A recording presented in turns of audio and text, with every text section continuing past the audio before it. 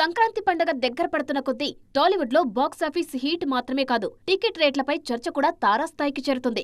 ఒకవైపు పాన్ ప్రభాస్, మరోవైపు చిరంజీవి రంగంలోకి దిగుతున్నారు.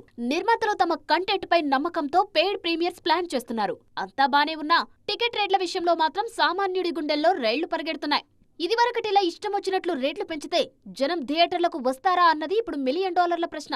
మొన్న అఖండ 2కు తెలంగాణలో రేట్లు పెంచితే విపరీతమైన వ్యతిరేకత రావడమే కాదు, ఏకంగా మంత్రి కోమటిరెడ్డి సీరియస్ అయ్యారు. ఇకపై నో హైక్స్ అన్నారు. ఆ ఎఫెక్ట్ సంక్రాంతి సినిమాలపై పడుతుందిప్పుడు.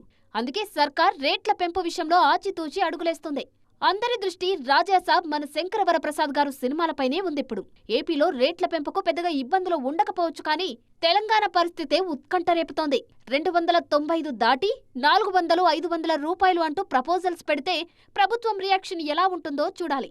పైగా అఖండ 2 టైంలో వచ్చిన హీట్ ఇంకా చల్లారలేదు. మరోవైపు ఈ రేట్లతో సంబంధం లేకుండా భర్త మహాశైలకు విజ్ఞప్తి, నారీ నారీ నడుమమురారి, అనగనగా ఒక రాజు బరిలో దిగుతున్నాయి. ఇవి సేఫ్ జోన్లోనే ఉన్నాయి. హైక్ జోలికి వెళ్లకుండా రెగ్యులర్ రేట్లకే ప్రేక్షకుల ముందుకొస్తున్నారు వీళ్లు. మొత్తానికి పండగ సినిమాల రేట్లు ఎలా ఉండబోతున్నాయనేది ఆసక్తికరంగా మారిందిప్పుడు.